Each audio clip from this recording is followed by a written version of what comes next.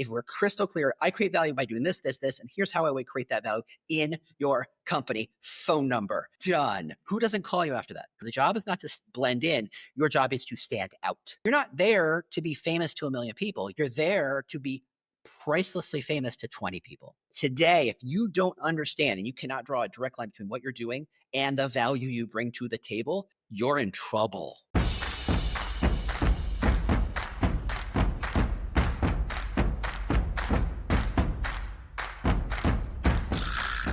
If I asked you to describe Apple or Nike in 3 words, you probably could. But if I asked you to describe yourself in 3 words, would you know what to say? Most professionals don't. And in today's shifting workplace, that's risky. Welcome to the Shift Show. This is Rachel Bourne. Today, I have James Ellis, the founder of Employer Brands Labs, host of the Talent Cast podcast, and the author of Talent Chooses You. He spent his career helping companies stand out in the war for talent. And today, we're going to ask him to help us stand out in the war for opportunities. James, welcome to the Shift Show. Let's jump in. Hey, Rachel, thrilled to be here. I'm so excited. So first, I just want to start with you as a human. How did you become the Elton Brown of employment branding? No, how oh, that's easy. You just call yourself that. This is the magic of the internet. Claim it and own it, and just eventually it manifests, I guess. I'm not going to lie, though. When I heard that the first time about you, I laughed because I was like, God, that's really on point. Yeah. It took a while. Someone called me, I've had all sorts of weird descriptors thrown at me. Someone called me the Deadpool of employer brand. I'm like, I talk a lot, that's but interesting. I don't know. I thought that was that. Yeah, it's slightly skewed in its axis. For the longest time, I was the employer brand nerd, because if you Googled who is the employer brand nerd, my picture would pop up. I would own the first 5 pages of results for employer brand nerd in quotes. I don't even know if that's true anymore. It's been years since I've looked, but that's hilarious. Look, I'm a huge Alton Brown fan. I love what he does. I've listened to every interview, every podcast he's ever done. And he's found that magical spot where it's about education and entertainment in a way that makes you say, oh, I hadn't heard of it that way before. I'm like, oh, that's a whole other metaphor brought to bear to help me understand a either fairly complicated chemical reaction or a process or whatever. And I'm like, we need more of that in this world. And employer branding is inherently weird. It's almost mystical, right? If you meet other people who are doing employer branding, professionally, it's like they have saffron robes in the closet and they throw the chicken bones to ascertain the brand, and they go back and go, and they hold the sacred stones of employer brand or whatever they do. And I'm like, no, you break it down to fundamentals, you break it down to pieces, you explain how the pieces work, you understand the bigger metaphor of how people look for a job and how hard is this. And that's kind of where the overlap looks like for me. And there's such a level, I do think you bring a level of science to it the same way. It really just resonates. You've just insulted every science teacher I've ever had who went, no, he doesn't understand science at all. Or math. No one ever went into brand because they're like, you know what? I'm really great at math. Branding is the place for me. No one has ever done that. But there is some of both in it, really, right? Needs to be. Whether it's social science, right? And it's a very data and metric rich, space broadly that I think love. Most of that, the data side is understanding where the data is coming from, what it, how to interpret it, not so much how to do the math side of it. I have an MBA. I'm not bragging. Trust me, I am absolutely not bragging about my MBA. And I've done the statistical analysis, and I know my SPSS way back in the day, and I've done my, there's the R, and whatever. It's really about looking at data and saying, okay, so time to fill is a really important metric. Why? What's the value? What goes into it? What impacts it? And unpacking the metric itself rather than the metric itself is so much more valuable, because it's so easy to game these systems, right? We pick these metrics we can move the needle on and we pick them because we can move the needle. And then when the needle moves, you go, look it up, we did a great job. It's like, yeah, but that's not really a true proxy for success, is it? Time to fill goes down. That's good. But was it because of what you did or because of one of 7,000 other things that influence it? And frankly, who cares? Because the business doesn't understand about time to fill. What they care about is money and time to productivity and value. And why aren't you talking that language, which is a whole separate conversation. Well, we could unpack that in a whole other episode for sure. But what you are talking about is insights, right? And So in particular, I one thing I really kind of want to get at, and we're really unpacking this in Yeah. season 1 with the shift show, is helping individuals, right? The people who are really experiencing these downstream impacts that all the companies are making. Um, how we're helping them approach this in new ways. Yeah. And one of those with this is employment branding. So, companies spend millions, hundreds of millions of dollars, right, to Yeah. make their brand. It's the difference between Nike and Adidas for the same basic product, right? Coke spends $4.4 billion every year. Pepsi spends about $1 billion every year. I wonder why there's a differentiation in the share of market. I don't know. Maybe Yeah, not. Who's to say? it's true. Yeah. So you have spent years helping companies shape how the world sees them, particularly from the human lens. Tell me, what is your definition of brand and how can it apply to individuals today? Yeah. So despite having a formal MBA education, most of which I ignore, I have taken my sense of what is a brand away from the 4 Ps and what they teach you in the first year of business school.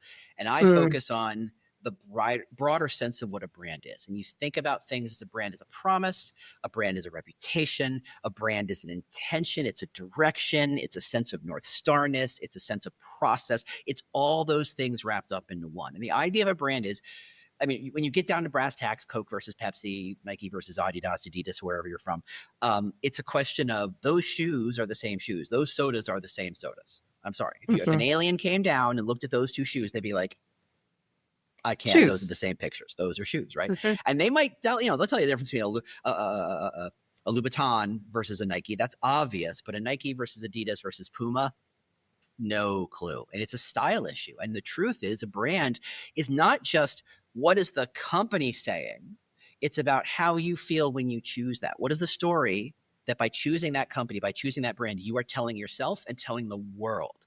The reason why a Birkin bag costs 10,000 plus, and that's a starting fee, folks, $10,000 plus, is because when you hold a Birkin bag to the tribe that you care about, they go, ooh, Birkin bag. That's impressive. To the rest of the world, nobody knows, but frankly, you don't care about the rest of the world. You care about that particular tribe, and you are signaling to that tribe the story. And that's what it is. Brands are kind of this subconscious, subculture story of what we care about. Mm, Now, in my world, an employer brand is all that's true, but if, where shoes, there's all these assumed understandings of, well, they should probably protect your feet. They should probably feel comfortable. They should probably be available in a variety of sizes so they fit you. They should probably help you achieve better physical outcomes, I guess, if you're into that sort of thing.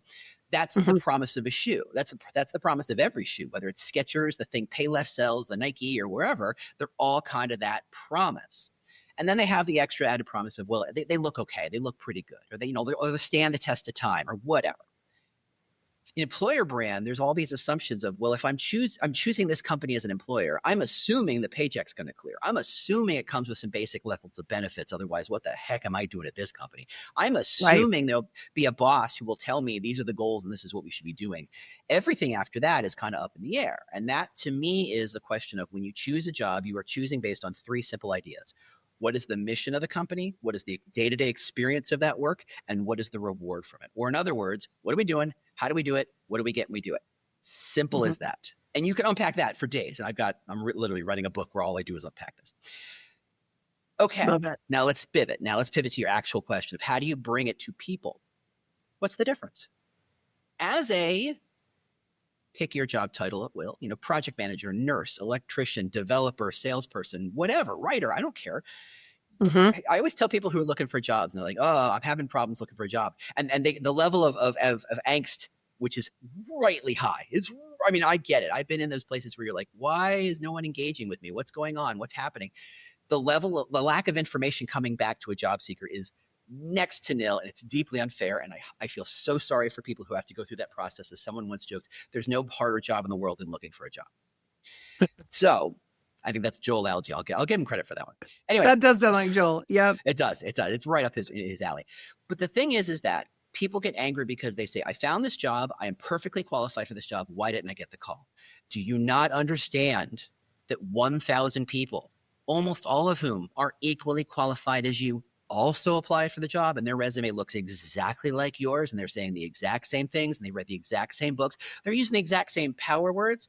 And it's a joke for people who are older than 30 who remember the books about power words, and now we're supposed to use them all our resumes as if you were the only one who found that book. Yeah. Everybody sounds the same. And I always tell people, look, go to Google, maybe do an image search and type in your job title and resume and see what comes back, because you need to understand that a recruiter is the first line of filtering. They're the gatekeeper. And they have to understand, if they get 1,000 resumes and they all kind of look the same, they got to figure out which of the 10 I'm bringing upstairs.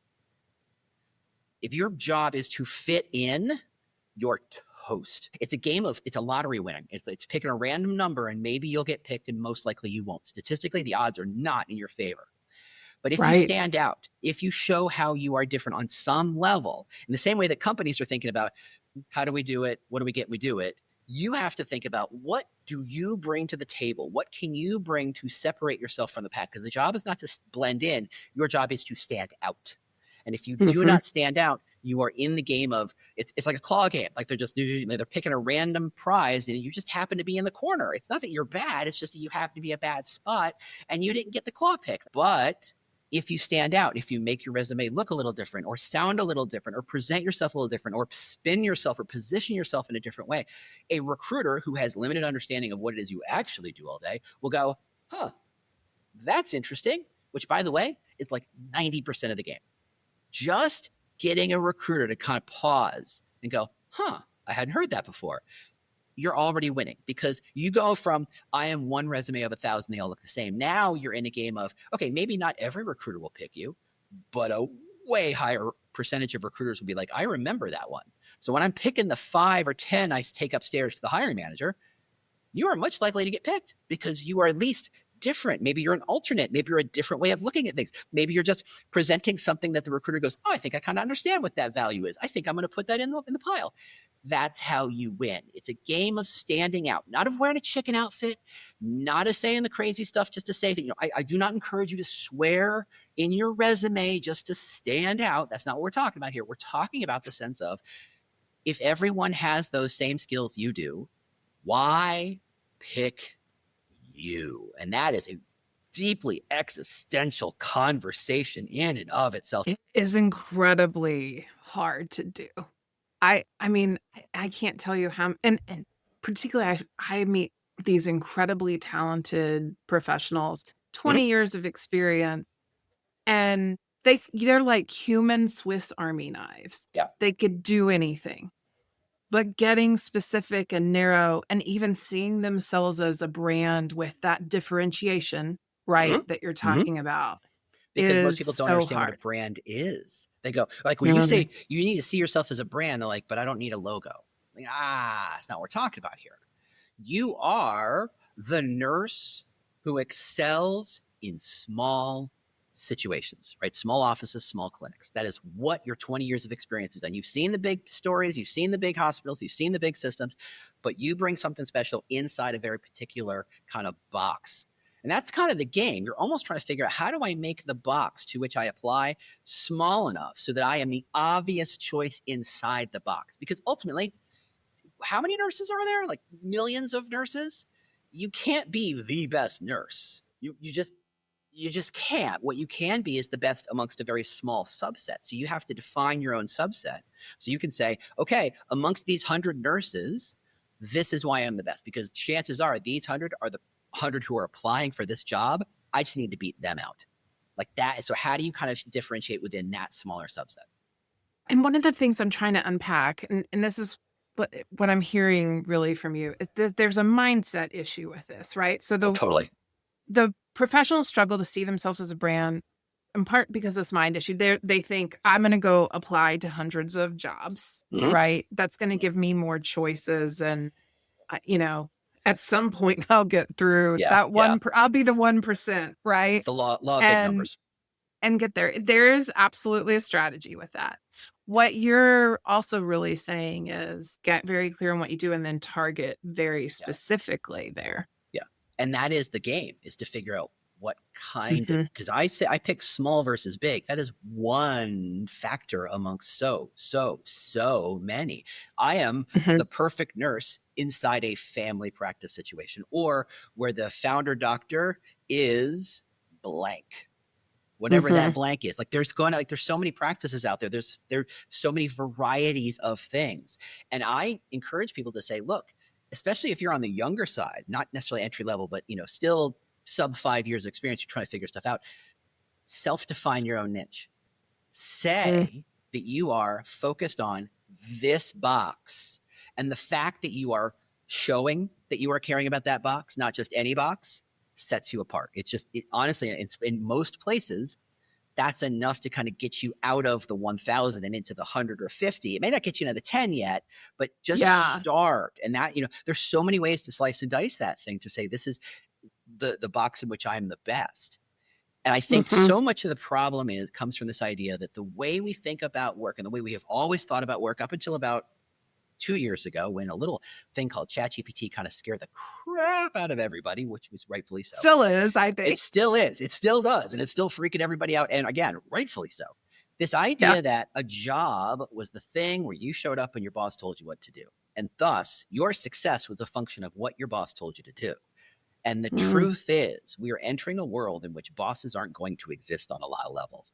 The number of middle management to employees has dropped dramatically. The number of employees and direct reports has increased dramatically.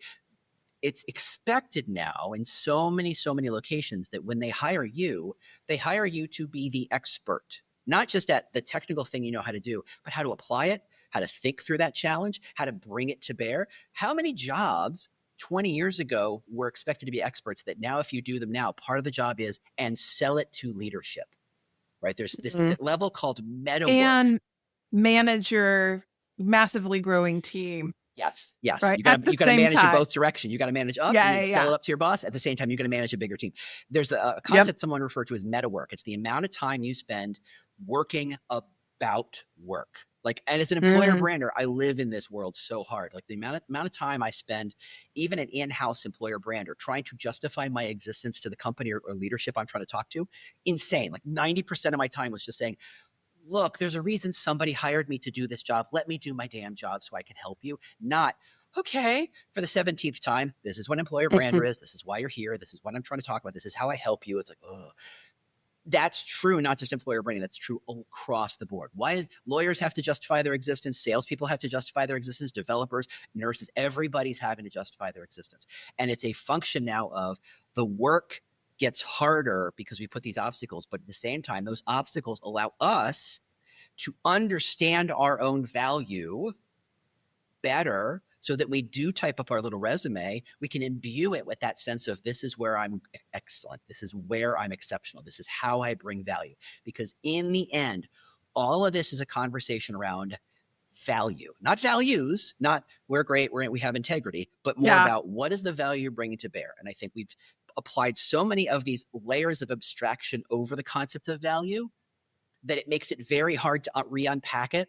Like 50 years ago, 60 years ago, 70 years ago, you picked a job and it may not have been clear how the work you did created value for the company. You assumed somebody hired me for this, so I must be doing a good job. They haven't fired me, so I must be doing a good job. And if they keep paying me, I must be bringing value somehow. I don't see it. I don't understand it because I'm a tiny little cog in a very big machine. But today, if you don't understand and you cannot draw a direct line between what you're doing and the value you bring to the table, you're in trouble. Yeah, it's a really great point. So if I go back kind of to this, so I'm thinking about, there's this mindset aspect of this, and I love where you're going with that, because I think the point about being able to tell the story and the value, but you've got a mindset gap. There's probably a self-awareness. You just sort of hit on this again, right? Of what was my value that I brought to the table. Are there skill gaps? Like, I think about how much experience that you have, right? Yeah. How can I help our audience understand maybe even what skills they need to learn? Is this a communication? Is it get comfortable on LinkedIn? I mean, well, you're talking to a marketer. for me. So to me, every problem is solved with marketing. Duh. I mean, obviously, everything gets solved with marketing. You just have to position it better. You have to spin it better. You have to write it better. You have to present it better. You have to tell the story about it better. Yeah, you do all that. It's all fixed. Now, I know that that's crazy, but at the same time, it's not crazy. It works. It's a useful strategy. And in the end, again, if you are a developer, are you the best developer? No. No, you're just not. There's just too many, and the tools are coming out so fast that the concept of what the best is radically changing every single 4 seconds. So it's completely subjective. And there's some level of subjectivity. And let's get in. Yeah, like best for whom? Best in what scenario? Best in what situation? Best in what tech stack? There's so many different levels of kind of considerations there. So it's very hard because we've been all taught we got to be the best. A company hires the best candidate. No, they don't. No, they don't. Company barely knows what best looks like. They're just hiring the person who they see creates the most value immediately in the hopes that they create the value long term.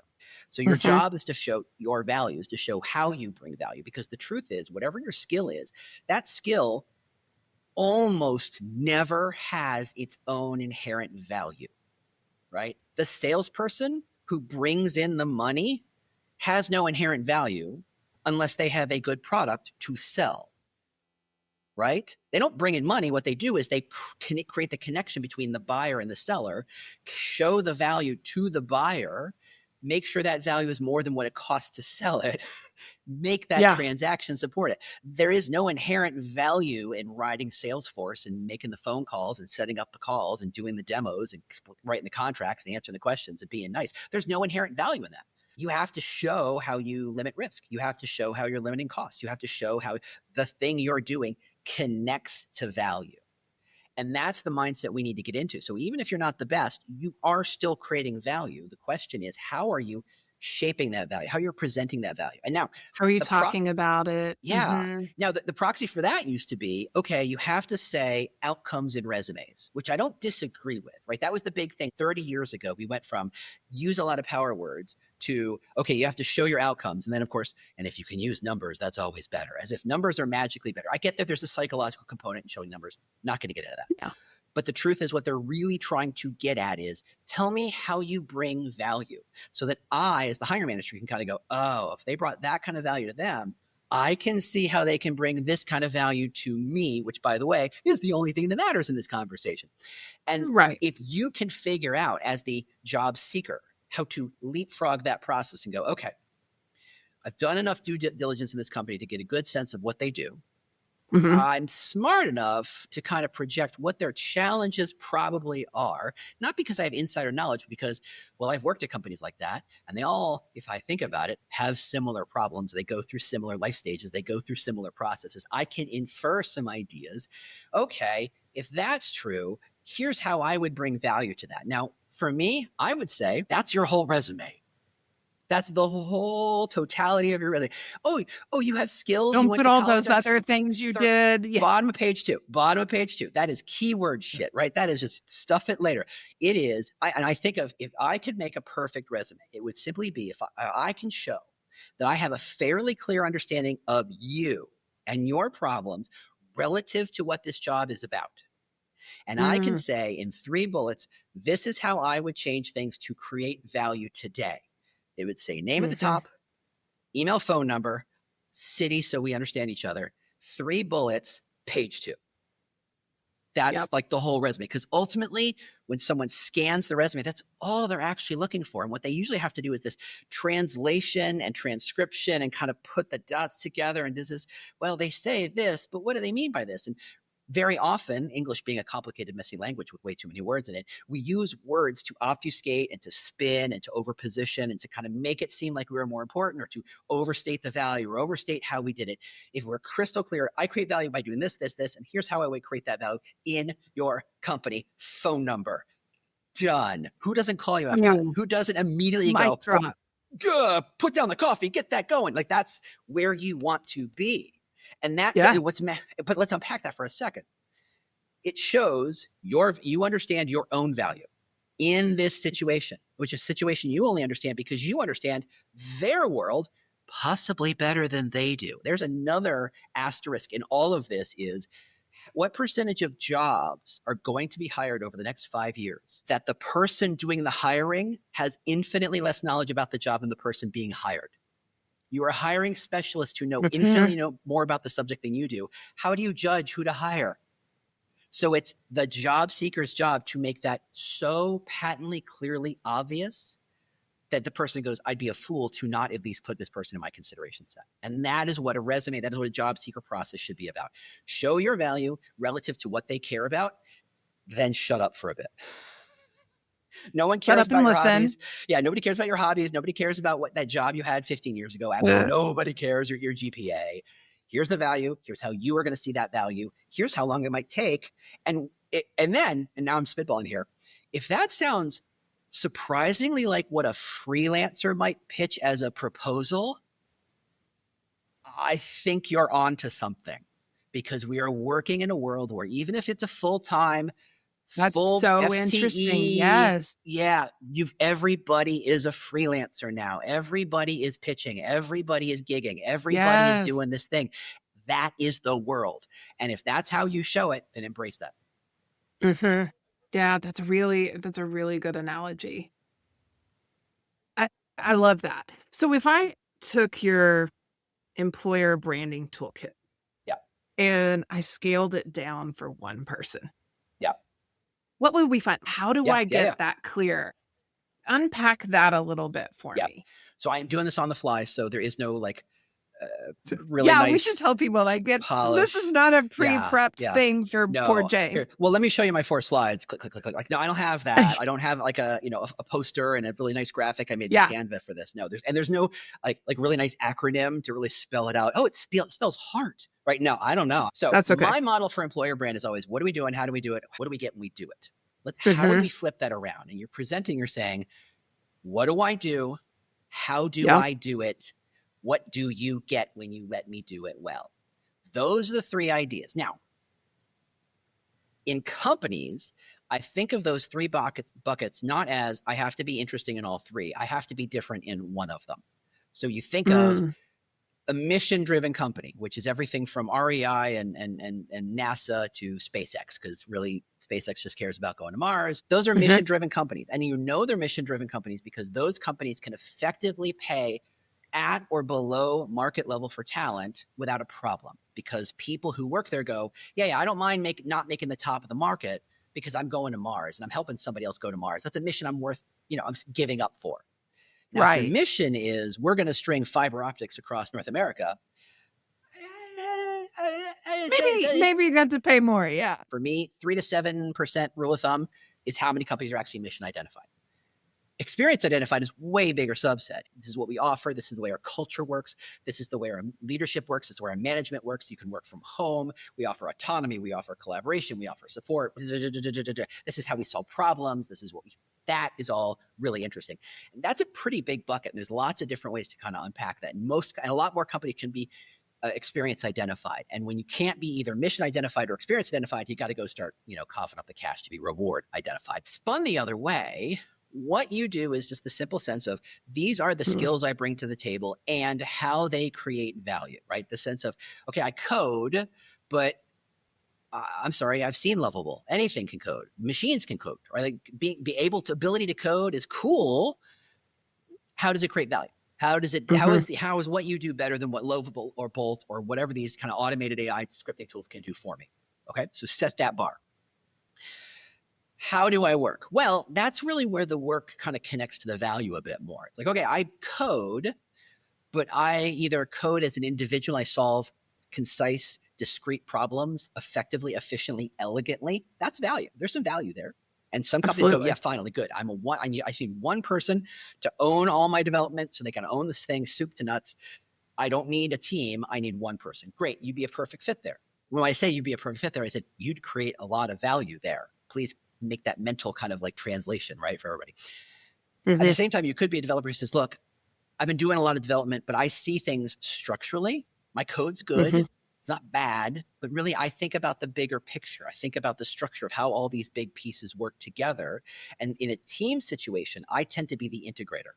How does this code serve that code, all written by 3 different people, serving a whole other audience, blah, blah, blah. That is my skill set. Now, is the first company going to talk to that person, go, yeah, we want that? Like, no, that's a team driver. That's a team integrator, whole different situation, whole different circumstance in which they're creating value that they will not create nearly as much value as a one-person coder in the small company. And that's really where you want to be precise about where and how you add value, in what way, what's the shape of that box that you're putting together. And finally, what do we get when we do it? Like flipping it around and goes, this is what you'll get as you do it. And that is, look, historically, when I build code, it lowers the cost of coding by 5% down the road. Or there's some other metric that you can say, look, and it's not about, remember when the Melon bought up Twitter and he says, everybody's got to show how much code they made every week. And you're like, hey, we're the payroll baddies. And our mission is to make payroll fun and relatable. And call out industry when we hear it. You got to call it out. You got to call it like you see it.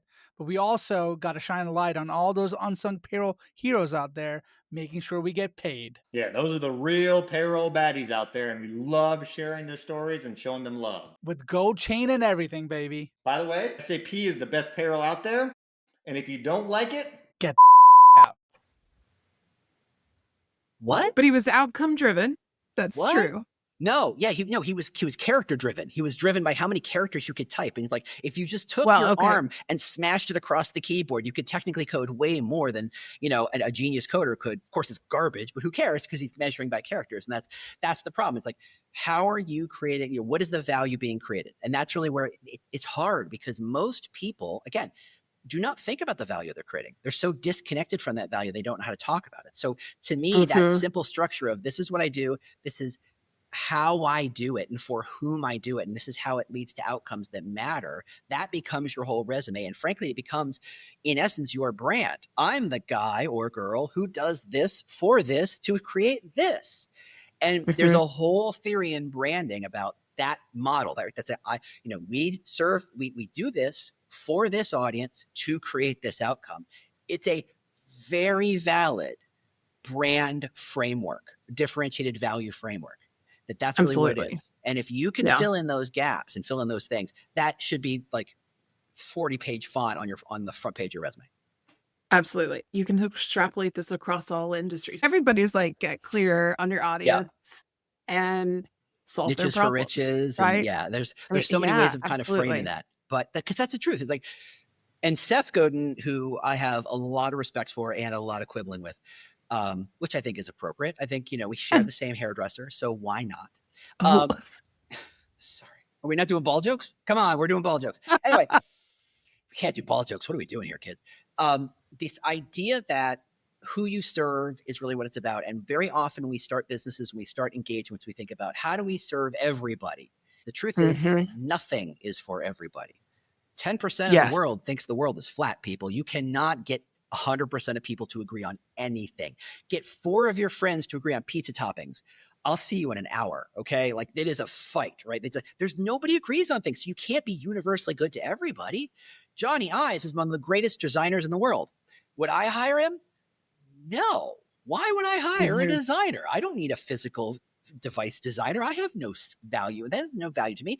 There's no such thing as universality. So if there's no such thing as universality, you got to go tighter. You got to go the absolute different way and say, for whom am I the number one obvious choice? For whom can I be Oprah in that space? Yeah. How do I become so obviously different and interesting and bringing value? That's really what it's about.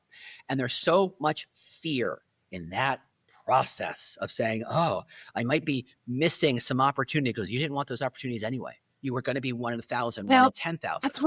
That's where I think people get very hung up about. Instead of really realizing this is a market where you belong, right? You're going to be valued. They're thinking about this almost scarcity mentality, right? Yes. But there's only 3 jobs in that area, not 300 in the market, right? Yeah.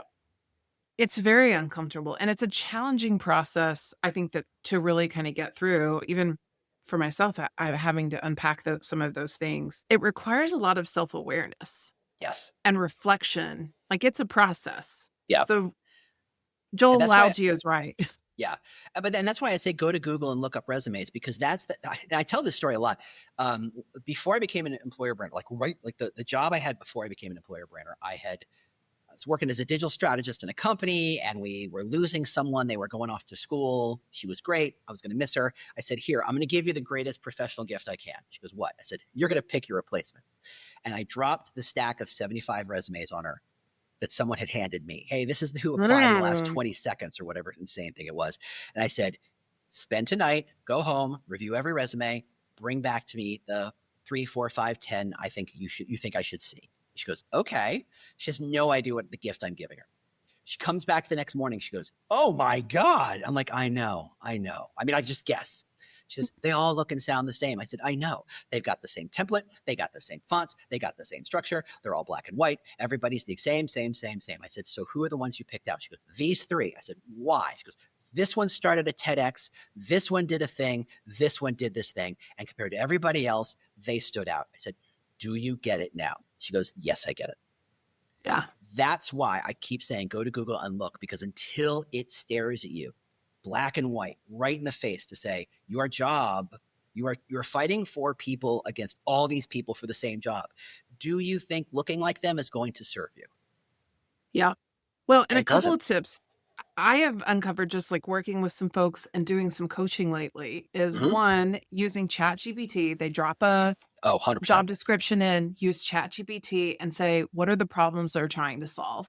Right? Because it's inherently there. You can extrapolate it, even if they're not really saying that. Yeah. Right? You can discover some of those broadly. That can really help folks just kind of think about how they need to position themselves. I would say this. You're an X. I don't care what you are, what you're doing. Go find 10 other people on LinkedIn who are also X, who tend to be a little more vocal. They're the ones who pop up at the top of searches when you search for that title or search those things. You go into their profile, you click more, and you click download PDF, and it will make a PDF of their profile. Go collect 5 of them.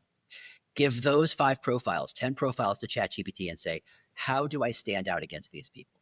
What are some challenges for this role? And frankly, go nuts. This is the gloriousness of ChatGPT. Give ChatGPT the job itself.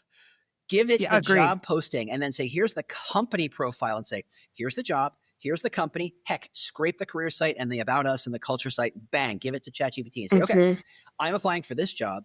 I want to show that I bring more value to the table than anybody else, and I am absolutely the first person they should call. I am probably competing against these 5 people. What should I be talking about? What should I be showing? Oh, hey, here's my own resume. Here's my own profile. Give it the materials it needs. Now, will 80% of it be garbage? Yeah. Will 20% of it be so smart you will never have come up with it on your own for another 100 years? Yes. And will you be able to kind of see the difference? I think so. You'll be able to kind of ascertain which is the good stuff and which is the garbage. Once you do it once, it kind of like the light turns on and you just see the world differently. You start to go, oh, my GPA doesn't count. Okay, nobody cares. Oh, that job I had, that doesn't count. My own resume is a short paragraph about the value I bring to the table, and the rest of my first page is 3 ideas of what I do, and here's bullet points on proof points. I don't show what company I've worked for page 2. I don't show my list of experience or list of skills till page 2. I don't show my education page 2 because ultimately nobody cares about that. Those are proof of this idea.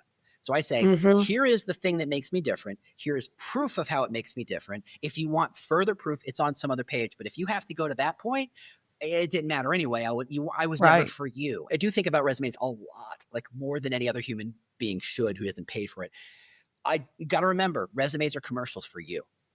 Yeah. And you go and you think, well, okay, that makes kind of a sense. And you're like, okay, but that means 2 things. One, throw out all the stuff you think you have to have because that's lies. That is recruiters from 50 years ago telling you these are the rules of how to get a job, and none of it matters anymore. Because if you know how to get a job, put a resume together and say, I'm Bill Gates' kid. Send. Done. That's going to get you the phone call. Now, are you lying? Yeah, probably. But sometimes that's all it takes. If you say something so obviously different, value creating, all the other rules go away. Interesting. Yeah. So now, so throw away as much as you can. Now go watch some good commercials. and realize that they're not saying you should buy a Cadillac, we have 4 wheels. They're not saying you should buy Nikes, they're good for your feet. They're not saying that stuff. What they're saying is buy a Cadillac and you will look rich and famous. Buy Nikes and you will look like you know. Buy a Supreme t-shirt and you look like someone who's on the inside. That is what they are selling. What are you selling? And it just forces your mind in a whole different direction. So what do you say to the people who are listening, who are quietly ambitious, but they hate that idea of selling themselves, right? Or they're the introverts. I mean, I run across that affair and they're just like, I can't believe. You're talking about me. I'm an introvert. I know this doesn't come across because when a camera turns on, I kind of everyone just happens. Yeah, I know. But I'm absolutely deeply introverted. Like I love standing on stage talking to 1,000 people, but the second I walk off, I want you all to go away. I want you to just give me headphones for go take a nap. I honestly, it's the loudest music I can put on my headphones for an hour and just kind of grind. Just kind of okay, process. Deeply introverted, and as much as I am a loudmouth, I hate selling myself. Trust me, I own my own business. My ability to pay my mortgage and feed my kid is predicated on my ability to sell. I hate selling. I hate selling. My whole existence is about, let me show you how I'm different and how I'm interesting and how I create value. You sell to me, please. How do I position myself that way? And that has been my thrust from the jump. How do I not have to get into an RFP process? And if you don't know what an RFP process is, your life is better for it. I'm just going to put it out there. Just going to say, Google it if you must, but your life is better because of it. I don't want to have to fight with procurement. I don't want to have to sell. I don't want to do a dog and pony. I want you to say, wow, this guy talks and thinks a lot about X. For me, it's employer brand. He has a different spin on it, so he doesn't look like the 50 other employer brand agencies and professionals I might know. If I like that difference, I better call that dude. If I don't like that difference, James who? Like that's where I want to live. I want people to go, I get it. And when that happens, the calls come to me, and that's really where we should be. Now, as a job seeker, that's a really hard thing to pitch. I'm not going to tell you to do that. I'm not going to do that. And I know there's all sorts of articles and blogs about, well, if your work experience, your resume and your LinkedIn is good enough, people will find you. It's like, I know a lot of recruiters and they do not have the kind of time to figure that out. They don't. So you still have to position yourself. It's all about a game of, I serve this audience by doing this, and this is the outcome they get. And I want you to go get in a pool, get some tequila, or go to take a walk with some coffee, or go sit in nature and touch grass, or whatever that thing that kind of gets you out of your head. You want to you want to meditate? Do that thing. I don't care. You want to yoga? Great. You want to go drive a car as fast as you possibly can? Please do it on a racetrack. Be safe out there, kids. Do the thing that gets you out of your head, because that's the thing that's standing in your way. Is you. So you need to get out of your head and you need to just think about, who do I serve? How do I serve them? What do they get out of it? And it will take time to kind of peel that onion to a point where it matters. But until you start, you'll never get there. You will be one of 1,000 resumes forever. And I don't want that for you. I'm a big believer in the same way that employer branding is all about, I don't want one company to be the best. I want every company to get the talent they need because they're each obviously different from one another. I want people to show their difference. I want people to say, no, I really am here to serve the LGBT community because of X, Y, and Z, and this is what I do and this value. Make it so clear why someone should pick you over others. Finding that difference is so critical. But there's an element of this that you have that's so rooted in like you and James and this uncompromisingness, right? That does allow you to show up without feeling fake or performative. Like there's a real strength and integrity. And that is insanely sweet of you to say, but let's be fair. I'm performing right now. I got a microphone. I got a camera. I'm staring at my face and I'm staring at your face. I'm wearing headphones. It's still you. This is a performance. But you know who you are. I got the knobs all turned to 11 there, girl. That is what I am right now. And at the end of this, I turn them all down to 2 and I get boring. And my wife will tell you I'm the most boring human being ever. Like my friends are like, yeah, okay. All he does is think of an employer brand. It's boring. Yes, I am. I'll own this part of it. Employer branding is a weird industry. It's still being developed. It's still being unpacked, still being understood. I get to play in a space where the rules haven't been predefined.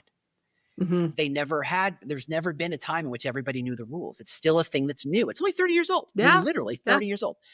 Chances are you are working in a space that has some pretty well-defined rules, whether it's sales or development or nursing or whatever. Now, there's always change happening because this is the world and that's the way it is. And I get that there's this sense of, okay, this is what I got taught in school, or this is what I learned in my first job.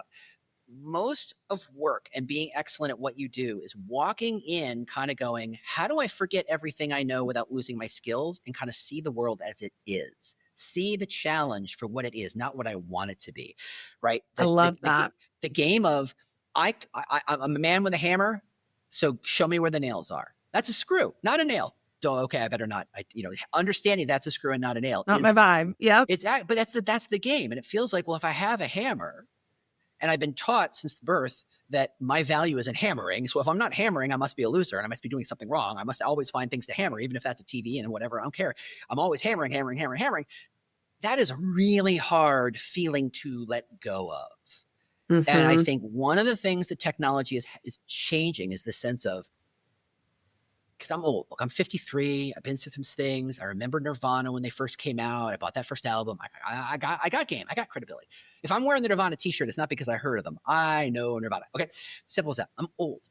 I remember coming up in college reading things like The Organization Man and The Man in the Gray Flannel Suit. I remember a world described to me that my father grew up in which you lived in a box, you stayed in your box, and someone moved that box around. And your job is in that box. And that world is done. You have to come in saying, okay, since I last left the work at 16 hours ago, ChatGPT launched this thing, Claude launched this thing, Google launched this thing. The world has functionally changed. How do I see the world as it is today? And we're talking about AI because it's so obvious how it's making things different. But everything is different.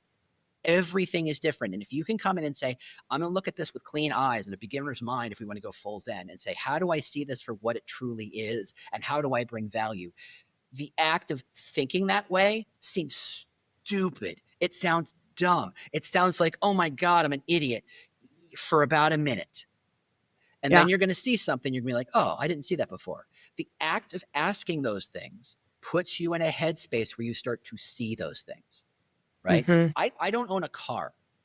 Thus, I do not see car insurance ads. They go right over the head. They might as well have not happened. They have no bearing on me whatsoever. Same for shampoo commercials. See? Ball jokes. They keep coming back, folks. That's what I do. Once you decide you want to see a thing, you will suddenly realize those things are everywhere. And that's the game. Like, part of employer branding is walking into a company and saying, this is my favorite. I tell a founder or an owner this company that they've been in for 5-10 years. And I say, I know something about your company you don't know. That freaks them out. But I know it because I'm coming in clean. I don't have all the baggage. I don't feel ownership of this thing. I just go, do you know that this is true? I just showing people who they are, bringing the mirror forward. It's so magical. And it's like, it's not that I'm making you different. I'm just simply pointing out what everybody else can see, but no one has the guts to tell you. That's the thing. It's like the act of seeing is so critical. Like, if you go read like Austin Kleon's, The Steal Like an Artist, that stuff. The art of what's the Xanders? The Art of Possibilities, stuff like that gets your head going. So you start to see the possibilities, start to see the opportunities, and that's where you change. And when you change, the world changes. And that's not woo-woo, lovey-dovey, fuzzy bunny, kumbaya stuff. It's just, look, the biology is really crazy. You only take in a tiny, tiny, tiny, tiny fraction of what you actually see. You're seeing the answer every single day. You just don't take it in. Your job is to kind of say, how do I clean the glass? How do I see as much as I can so the stuff I want to take in starts showing up? And it does. Before I kind of move on in this like full personal brand and becoming that person, one thing I do want to just kind of get clear about is the storytelling side. So I think also about underrepresented groups, people who there's this like, I'm concerned about putting myself, there's maybe a distrust of the system. Gosh, I wonder where that comes from. Oh, well, right. But, and I mean, very well-earned distrust.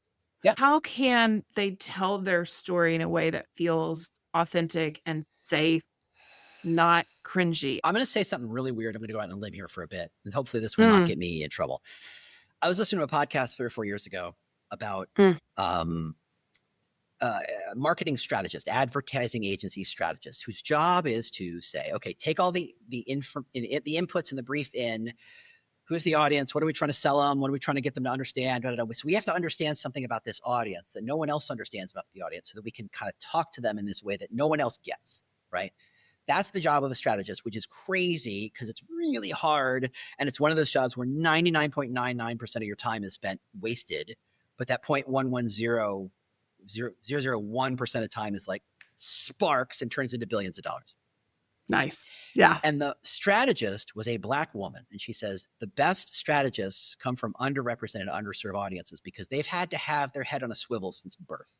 This idea that what we classically see as strengths and weaknesses is a lie. Strengths cause weaknesses. Weaknesses cause strength. If your legs don't work very well, how strong are your arms? Just saying. Yeah. Right?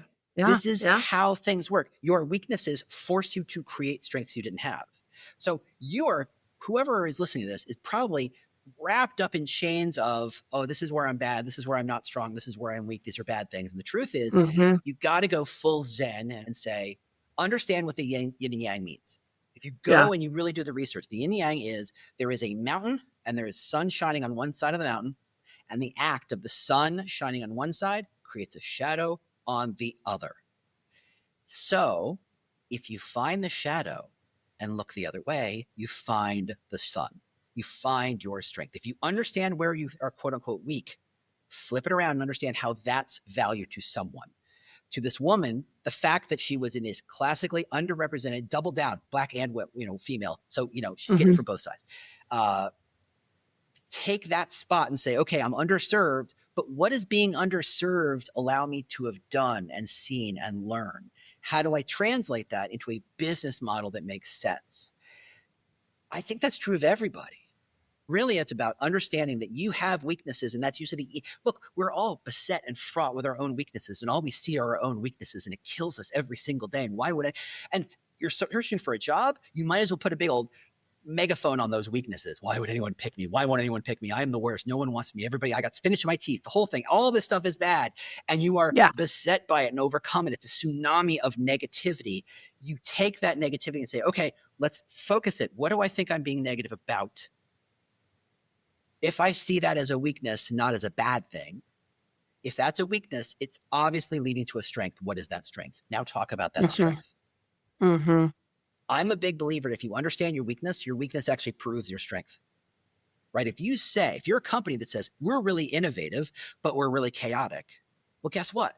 If you are stable and innovative, I would say bullshit. That's a lie. You cannot be both things, right? You can't say we're incredibly fast moving, but we're very consensus driven. No, you're not. That's not possible. If you're consensus driven, you are incredibly slow moving because everybody's got to agree before anybody takes a step. And I've been in those organizations and they made me nuts, but I got what they were. For some people, they were perfect fits. And for me, they weren't. Every weakness reveals a strength. That's true in companies. It's so true. Yeah. So understand and say, take that weakness and say, how do I turn that into something meaningful and understand enough so it helps me see the thing that makes me amazing? It's such a good takeaway. Let me get really tactical. If you were starting from scratch and you were going to build a personal brand in 2025, what are the 3 practical things you would do this week? Look backwards. What is my brand? The thing is about a brand is not built, it's revealed on some level. You have to start with understanding what the ground is, what the territory is. Look, I'm not going to reveal myself. No one's ever going to buy the brand of James Ellis as the LeBron brand of employer brand. LeBron James of employer brand. No one's ever he's a 6-foot chubby white dude. He can barely jump, let alone dunk. What the hell? Alton Brown makes sense. And these are just metaphors, by the way. These are just metaphors. But the nice thing about metaphors is it helps some people, because not everybody knows who Alton Brown is. And for many people, that's true. They don't understand. But for the people who, you got to think about who are you trying to speak to, understand how they see the world and how to connect that dot. So for people who like thoughtfulness and creativity and that sense of whimsy and craziness, Alton Brown makes perfect sense as my brand because that's what I do. There's a reason why I'm not wearing a suit today. There's a reason why I haven't worn a tie in 10 years, right? There's a reason why I do things the way I do. I'm totally fine with the biggest possible headphones on my head. This is how it works. This is the totality of my brand. I know plenty of people who are very good at their job that bring in the suit, the tie, the earbuds. They got the really nice sculpted background. They know what they're doing. That's how they're presenting themselves, because they're presenting themselves to a different audience for a different purpose. I am not trying to get IBM to buy employer branding from me, because IBM does not want employer branding from me. IBM wants employer branding for a big agency because that's how they think. I want to sell employer branding to small companies, sub 2,000 companies, because they are nimble, they are agile. They want an expert who shows up, knows how to tweak the thing, turn the thing, do the thing, and gets out of Dodge. That's what I'm presenting. There's no such thing as a universally perfect thing. There's no such thing as a universally perfect car, right? The Ferrari is not a perfect car. The Volvo is not a perfect car. The Mini is not a perfect car. The F-150 is not, right? They're perfect for someone, but not for everyone. So understand how you know, for whom are you? And it gets back to understanding yourself. I am different in this way so that you pick me over all else. Then you have to figure out, how do you make that kind of like a lens through which you see and act everything you do. Your website should reflect that. Your resume should reflect that. Your LinkedIn should reflect that. How you respond to email should reflect that. How you answer the phone should reflect that. The way you argue should reflect that. The way you everything should reflect that idea, which is why it's really important that you don't manufacture a brand, because that's living a lie. That's living the artifice. That's not going to get you where you want to go. Yeah. But if you start by understanding who you are and what you're about and who you're for, build around that. That's where I would start. And then after that, it's just everything. And what's really interesting is the more you narrow your aperture around for whom you are for, it's a weird sentence, but here we are, you get deep. You get to understand, hey, there's 10 people who really get what I do and who understand what I'm bringing, the value bringer, 10 companies. What is true about all 10 of those companies? How deep can you get to understand, oh, they're all at a very similar stage of life in their, in their company journey. Oh, they're all startups. They're all mid-sized. They're all like, or, oh, wow, they're all in this highly regulated fields. That would be very good analysis to do. Yeah. And you start to unpack it. But until you narrow it down, you can't see that, because you're trying to boil the ocean. You're trying to see how everything works so that you can see how deep you can take that. Oh, I'm all about founder-led. Oh, I'm all about family-owned. Oh, I'm all about. And once you know that, you go back to how you communicate and filter it through. Say, okay, if I'm only speaking to these audiences, you're not there to be famous to 1 million people. You're there to be pricelessly famous to 20 people. So what would make those 20 people want to fall in love with you? Narrow the aperture. I'm going to call it that, right? Step number 1 is understanding the self. Full on, know thyself, Oracle, straight up. Let's go back to the ancient Greeks. Know thyself. Understand what you're all about. Then use that to start to narrow the aperture more and more. And it is a process. I'm not going to say day one you flip the switch and there it is. Companies do this, like agencies do this a lot. They go, oh, we've solved all these problems. We're an everything agency, and you can't be. But they slowly narrow they do. it. And well, it takes you're time. hitting on it's iterative too. Yes, like it is. Here's what I think the answer is. Oh, go and test and refine it. Oh, no, that was wrong. Right. Yeah. And you do it too again. Too narrow, too wide, still not there. So let that be a process, but you test it by putting stuff out into the world. And it's uncomfortable because it feels like making mistakes publicly sometimes. Yeah. But here's the real truth. Nobody cares. It is so the truth. I totally agree. Yeah, I'm going to say it one more time because you might have missed it the first time. No one's listening that much. much. Nobody cares. Nobody cares. There's a great quote, and I'm going to butcher it. I can't remember who it is. They said, if it's a good enough idea, don't worry about people stealing it. You're going to still have to jam it down people's throats for them to get it, right? Good thinking takes work. You're not going to, nobody cares. Everybody's flipping busy. Nobody cares about your mistakes. And delete them. Simple as that. Like the number of mistakes I have made in my world, in my business, in my professional life. Oh my God, staggering. The number of times I've been fired, staggering, right? It's just brutal.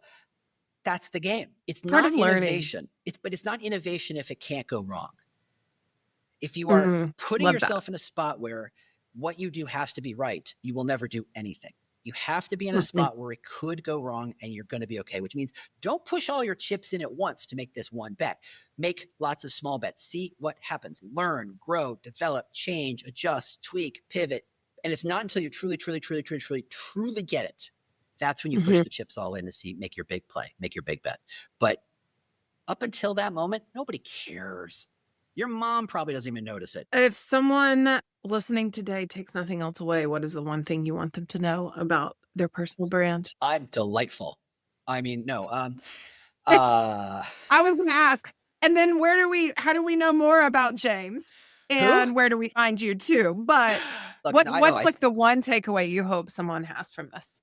Everybody has a thing that they're excellent at, and it is the job to understand what that is and for whom that's valuable. That's the work. But once you do it, things start moving downhill in the right way, right? Things get a little easier. The machine gets greased a little bit, and it's not going to be a radical. One day it's hard, and one day it's easy. It's just this is just not quite as much strain and not quite as much work. And every time you do it, it gets a little smoother and a little faster. And that is where you need to be putting your effort, because until you show how you're different, you are perpetually e pluribus unum, one among many, right? It's you were just yet another coin in somebody's pocket and not doing any good. You got to be special and magical and fantastic. And it takes time and effort to figure it out, but that's your job. Yep. You couldn't have said that better. Love that. So I could do a take two. No, kidding. No. This is the best take one. If someone wants to find out more about you, where can they find you? I am on LinkedIn. I live on LinkedIn. It's there should be a support system for that sort of thing. It should be, hi, my name is James. I live on LinkedIn. And if you don't want to do it on LinkedIn, because frankly, most people should not want to be on LinkedIn half as much as I am, go find me on employerbrandlabs.com. That's my company. I do employer brand lab, employer branding for companies under 2,000 people for the most part. Or, go check out choosable.work. I got a bunch of research. I got a bunch of papers. I got a bunch of classes. You can go check out some free stuff there. That would be really interesting. I didn't know that. Well, thank you so much. I had a lot of insight out of this. And even for me being in employment branding and in that space for so long professionally, it's interesting to think about how to apply these same principles to yourself and, humans, right? To help them stand out in so much noise. Yeah, I think that the value I bring to the table is that I have been the misfit in so many other people's toy boxes for so long and so many jobs. It forced me to kind of say, what is going on? What is wrong? It's me. How do I process this? What do I change? And how do I do? So what you're seeing is the end result of multiple firings and wrong industry fits. I have made those mistakes. And the truth is, until you make the mistakes, you can't go, okay, got it. So that's really why I love helping people find what makes them interesting and engaging, because look, I had to do it myself. I had to do it the hard way. I had a couple people kind of nudge me in the right directions. If I can do the same for other people, I'm down. Well, it's a real gift and we appreciate it so much. I just appreciate your time. So that was amazing. Thank you so much, James. So here's your homework, audience. I want you to spend 5 minutes today writing down those 3 words you wish that people would use to describe you professionally. That's your starting point. And if you're stuck, rewind the episode. James just handed you the blueprint. You can also go to your network, find 3 trusted friends, and ask them to give you those 3 words too. And it's a really good way that you can kind of calibrate both your own personal understanding and then how other people see you. If this episode resonated, I'd love it if you could share this with a friend who's ready to take ownership of their own career story. And don't forget to subscribe. When content creators say, please hit like and subscribe, it does really make a difference in the algorithm and how people can see our work.